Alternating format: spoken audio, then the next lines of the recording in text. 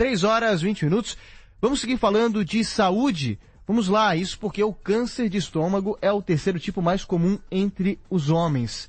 Mas ainda assim, nem sempre toma a proporção e a discussão necessária quanto a isso. Segundo as projeções do Instituto Nacional do Câncer, INCA, 1 a cada 100 homens podem ser diagnosticados com câncer de estômago. Nas mulheres, a proporção pode chegar a 1 a cada 150 mulheres. Portanto, vamos entender melhor como esse caso atinge Santa Catarina e aos cidadãos aqui do nosso estado, porque estamos com o cirurgião oncológico e gástrico Danton Correia. Boa tarde, doutor. Seja bem-vindo aqui à Jovem Pan. Boa tarde, muito obrigado pelo convite. Doutor, o que explica esse tipo de câncer ocupar o terceiro mais comum entre os homens? Diz respeito a hábitos alimentares, estilo de vida, cuidados com essa região. Eu queria que o senhor falasse um pouco sobre isso. Na realidade é isso tudo. E um pouco mais. Sim, tem a ver com hábitos de vida, hábitos alimentares, né? Isso é uma coisa muito clara, assim, quando a gente vê que países que têm uma incidência bem maior do que outros, né? Como os países orientais, Japão, Coreia e China, né? Eles têm uma incidência desproporcionalmente maior de câncer de estômago comparado aqui com o Ocidente. É sério? Sim. Parece que a questão de ponto de vista alimentar, eles demonstrem ser um exemplo, pelo menos é o que sai na mídia. Teria outro caso em relação a ele especificamente? Sim, mas é o jeito que eles conservam os alimentos, né? Então eles comem muita coisa crua e não refrigerada, né? Ou conservada em substâncias que permitem que esses alimentos fiquem muito tempo fora de geladeira, né? Uhum. Então esses molhos que eles usam, né? Eles são muito salgados, tem essas substâncias que a gente chama de nitritos e nitratos, né, que são danosas aí para o revestimento do estômago, né? Então o japonês, quando ele se muda do Japão para os Estados Unidos, ele para de ter câncer de estômago e começa a ter câncer de intestino, né? Isso também tem a ver com a alimentação americana, né? Eles comem muita gordura trans, né? O câncer de intestino ele tem uma associação muito forte aí com esse tipo de gordura, né? Então já no Japão tem essa questão aí, tem muita gente aí que vai em restaurante japonês, acorda com aquela azia no outro dia, né, que caprichou no shoyu ali, e tem a ver com isso sim, né, realmente para quem come isso todo dia, uma coisa é a gente aqui que para quem gosta de comer comida japonesa vai no restaurante japonês uma vez por semana, uma vez por mês, mas outra coisa é quem come isso aí diariamente, né. Uhum. E aqui no Brasil, o tipo de alimento que está associado a isso, principalmente aqui no sul, né? Todos esses alimentos que são feitos em grelha, diretamente no fogo, esses grelhados ou salgados em excesso, como é o caso, né, desses churrascos aí, que tem gente no Rio Grande do Sul que acaba comendo isso todo dia, né? Então a incidência é maior, né? Tudo que é preparado diretamente no fogo, aquela fumaça ali, os defumados, né? E o próprio sal, eles têm um efeito irritativo na parede do estômago. Isso também fica bem claro, assim, para quem, por exemplo, vive em áreas onde a água é água de poço e não é água encanada, né, que é uma água mais salubre. Nessas regiões a incidência de câncer de estômago é maior também. Então tem a ver com esses sais, com esses conservantes, né, todos esses embutidos, essas carnes secas, salame, copa, mortadela, esse tipo de carne processada, né, ele tem uma associação maior com câncer de estômago. Bom, a questão sempre é o equilíbrio, né? Não que o senhor esteja condenando esses alimentos, mas como é uma frequência maior de consumo, aumenta as probabilidades, né? Exatamente. É a mesma coisa que a gente ir para uma academia de ginástica. Se eu vou na academia uma vez por mês, eu não vou ficar forte, né? Uhum. Agora, se eu for todo dia, eu vou ficar fortão, né? Inversamente também existe esse espaço. Exatamente. Agora, Santa Catarina está nesse quadro comparado a outros estados. O senhor falou do Rio Grande do Sul, né? Mas Santa Catarina, comparado a outros estados, também tem uma incidência maior? Então, ou é muito parecido? É parecido. É parecido. O Brasil é uma distribuição parecida, né, entre os estados, né? Não tem nenhuma, tirando o Rio Grande do Sul, acho que não tem nenhuma predominância maior. Certo. E aí a gente comentava, né, doutor, porque a questão relacionada aos tipos de câncer tem também o diagnóstico como um ponto importantíssimo, né? Há tipos que ficam muito mais evidentes por conta dos sintomas, né, e os próprios problemas que a pessoa que tem o problema, né, estou sendo redundante, mas enfim, que demonstra os sintomas acaba percebendo mais cedo.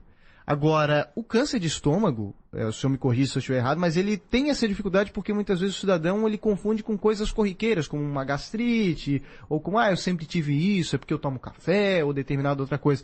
Isso implica, nos casos de solução do câncer de estômago, onde a pessoa, quando chega, muitas vezes já está num determinado ponto muito avançado?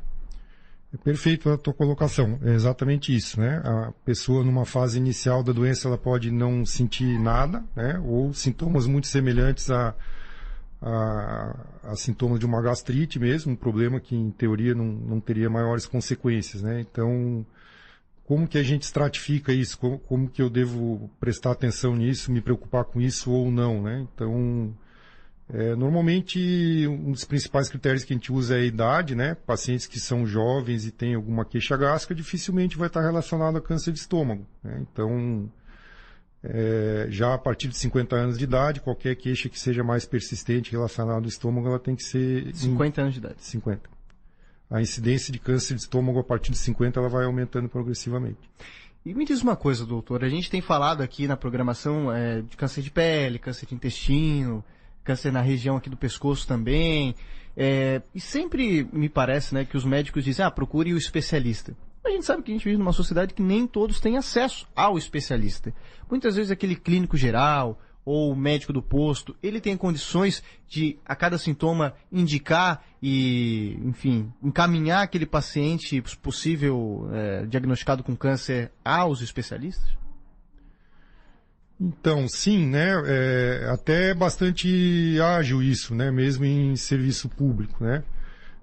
A maior parte das vezes esses pacientes são vistos, sim, por um médico generalista, né? E que presta atenção nesses sinais, então, né? Se a pessoa tem dor ou dificuldade para engolir, ou se ela está perdendo peso sem explicação, uma anemia sem causa conhecida, né? São sinais e sintomas relacionados a essa doença, principalmente acima de 50 anos, como a gente já falou.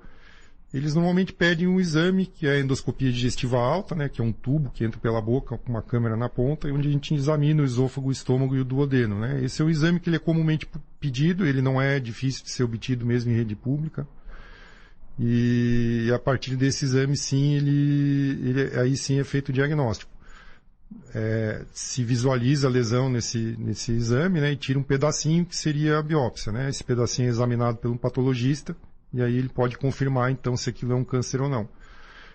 Em se tratando disso, aí tem até um mês, né, para que na rede pública esse paciente seja atendido por um especialista. Isso é a legislação em que normalmente funciona. Uhum. Né? Então, a gente tem visto que, claro, né, deve ter um caso ou outro que existe um atraso, sim, né, mas usualmente eles conseguem, feito o diagnóstico, conseguir, sim, acesso tanto na rede pública quanto privada. Então o caminho sempre é que tenha um controle dos exames, faça pelo menos o exame com regularidade, o famoso check-up, para que possa entender melhor essas características, né, da pessoa em si.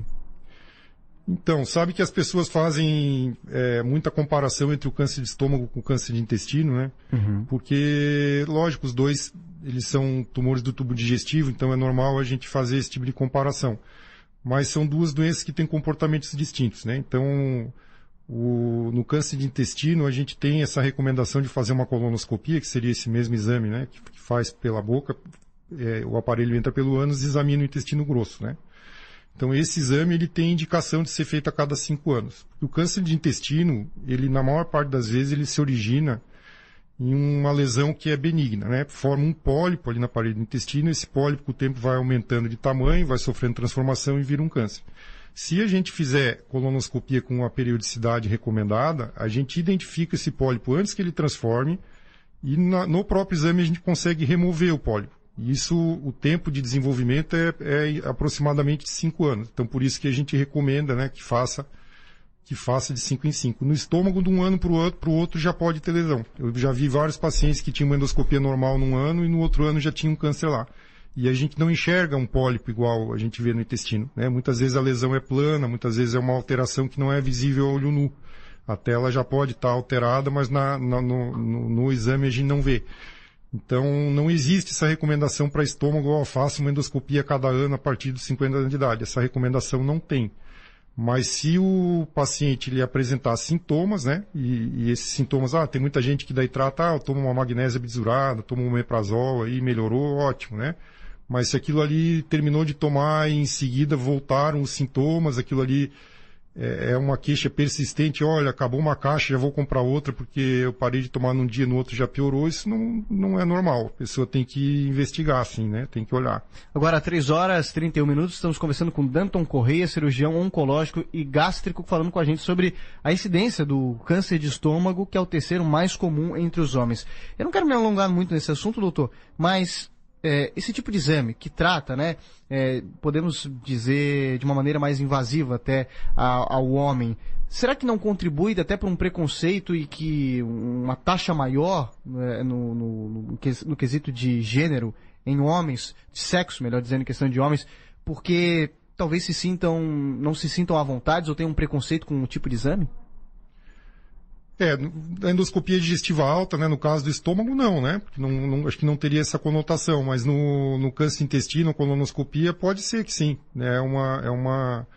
Eu acho que as mulheres, elas fazem mais o exame mesmo, mas isso não só esse exame, né? As mulheres, elas tendem a ser mais longevas do que os homens, elas têm mais cuidado realmente com a saúde, né? Elas procuram mais o médico de forma preventiva do que os homens, né? Mas eu acho que pode ter a ver isso que você está falando, sim. Bom, doutor, vamos falar de tecnologia então, porque a cirurgia do câncer de estômago, ele depende de uma delicadeza, vamos dizer, de um detalhamento muito maior que em outros casos.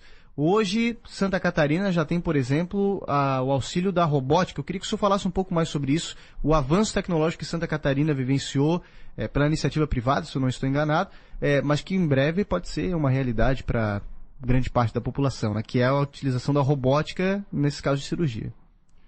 Sim, a cirurgia de estômago, inicialmente ela era feita de forma aberta, né, através de um corte, a cirurgia, isso depois passou por uma evolução onde a cirurgia é feita de forma laparoscópica, né, através de furinhos no abdômen. E a evolução seguinte, então, foi também, né, fazer essa cirurgia através desses furinhos, mas com o braço de um robô fazendo a cirurgia em vez de o cirurgião mexendo os seus próprios braços, né. É importante deixar claro, assim, que o robô não faz a cirurgia sozinho, é um cirurgião que opera os braços do robô. Então, que diferença que faz isso, né? O braço do robô, ele faz menos força na parede abdominal do paciente, então isso acaba dando menos dor pós-operatória.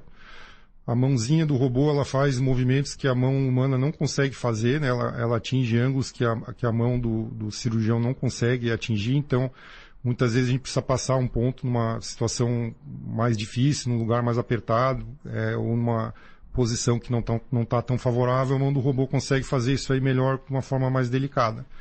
E também durante essa cirurgia a gente precisa remover umas estruturas em volta do estômago, que são as chamadas ínguas aí popularmente, né, que o termo médico para as ínguas são linfonodos.